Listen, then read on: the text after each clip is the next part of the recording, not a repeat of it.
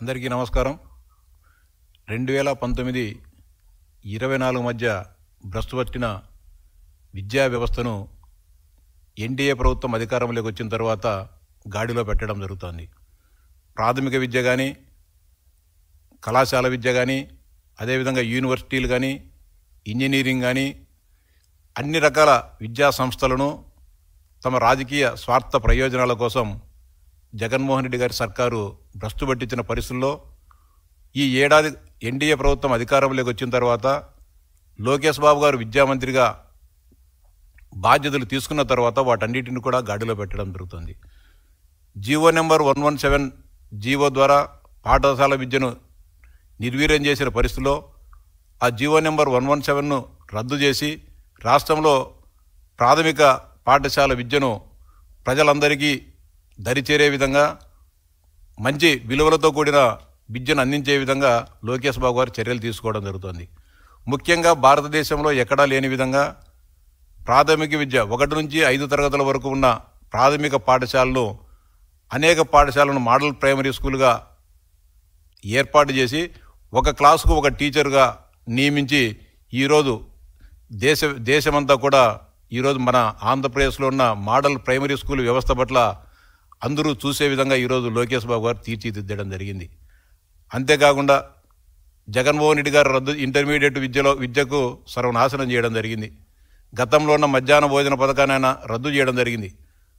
లోకేష్ బాబు గారు బాధ్యతలు తీసుకున్న తర్వాత ఇంటర్మీడియట్ విద్యార్థులకు మధ్యాహ్న భోజన పథకం, అంతేకాకుండా వారికి పుస్తకాలు, బ్యాగులు కూడా ఉచితంగా ఇచ్చి పేద బడుగు బలహీన వర్గాలు చదువుకునే ప్రభుత్వ జూనియర్ కళాశాలను బలోపేతం చేయడం జరిగింది.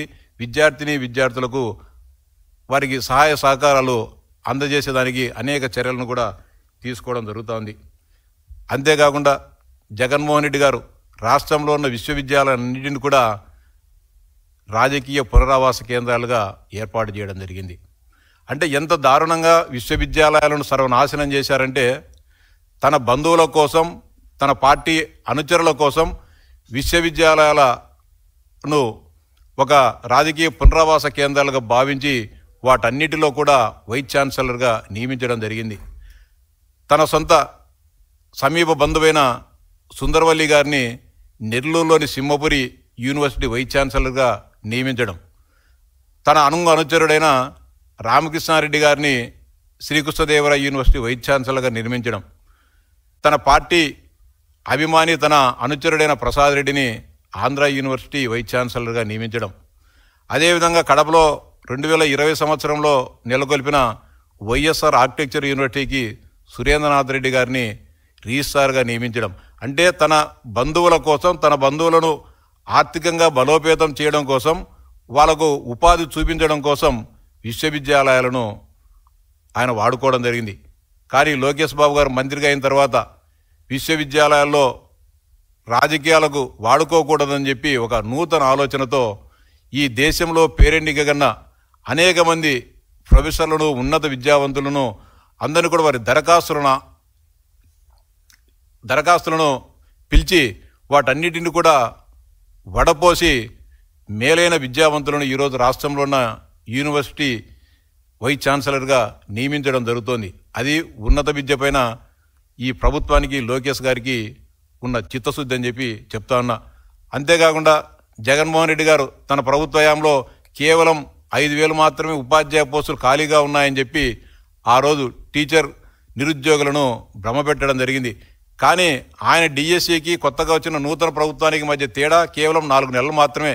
ఈ 4 నెలల్లోనే దాదాపు 11,000 ఉపాధ్యాయ పోస్టులను పెంచి, అంటే దాదాపు 16,324 ఉపాధ్యాయ పోస్టులను డిఎస్సి ద్వారా భర్తీ చేసేదానికి ఎన్డీఏ ప్రభుత్వం శ్రీకారం చుట్టడం జరిగింది. ఆ ప్రక్రియ కూడా పూర్తిగా వచ్చింది. ఆగస్టు లోపలనే మొత్తం ఈ రాష్ట్రంలో ఉన్న ఖాళీగా ఉన్న అన్ని టీచర్ పోస్టులను కూడా భర్తీ చేసి పాఠశాల విద్యను మరింత సమున్నతంగా తీర్చిదిద్దేదానికి ప్రభుత్వం చర్యలు తీసుకోవడం జరుగుతోంది. అంతేకాకుండా ఈ మధ్యకాలంలో గత 10-15 రోజులుగా కడపలో ఉన్న ఆర్కిటెక్చర్ యూనివర్సిటీకి సంబంధించిన విద్యార్థులు అనేక భయాందోళనతో ఆందోళన చేయడం జరుగుతోంది. దానికి కారణం 2020 సంవత్సరంలో జగన్మోహన్ రెడ్డి గారు తన బావమరిది కళ్ళల్లో ఆనందం చూడడం కోసం ఆ యూనివర్సిటీని స్థాపించి అక్కడ సురేంద్రనాథ్ రెడ్డి గారిని వైస్ ఛాన్సలర్గా నియమించడం జరిగింది.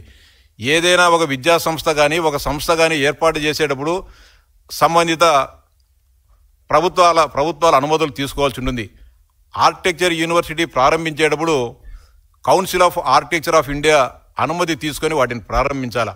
ఇప్పుడు మనం రాష్ట్రంలో భారతదేశ వ్యాప్తంగా అనేక ప్రభుత్వాలు మెడికల్ కాలేజీలను ఏర్పాటు చేస్తాయి. మెడికల్ కాలేజీలను ఏర్పాటు చేయాలంటే బిల్డింగ్లో దాంట్లో ఫ్యాకల్టీనో పరికరాలను ఏర్పాటు చేసే సరిపోదు. National medical council of India అనుమతి తీసుకున్న తర్వాతనే, వారు అనుమతి ఇచ్చిన తర్వాతనే ఆ కాలేజీని ప్రారంభించాల్సి ఉంటుంది. కానీ కడపలో ఉన్న ఆర్కిటెక్చర్ కాలేజీకి ఎలాంటి అనుమతులు తీసుకోకుండా వాటిని ప్రారంభించడంతో ఈరోజు విద్యార్థులు అనేక రకాల ఇబ్బందులు పడుతున్నారు. ప్రస్తుతం ఆ సమస్య పరిష్కారం కాకపోతే ఆ యూనివర్సిటీ వారు ఇచ్చే సర్టిఫికెట్లు భారతదేశంలో ఎక్కడా కూడా చెల్లవు, నేలిక గీసుకొని కూడా తరంగాని సర్టిఫికెట్లుగా తయారవుతావు. ఈ సమస్య పైన విద్యార్థుల ఆందోళనను గమనించి ఇటీవల గౌరవ విద్యాశాఖ మంత్రి లోకేష్ బాబు గారు పుట్టపర్తి పర్యటనకు వచ్చినప్పుడు ఆర్కిటెక్చర్ విద్యార్థులందరూ కూడా ఆయనను కలిసి వారికి ఉన్న సమస్యలను కూడా వివరించడం జరిగింది.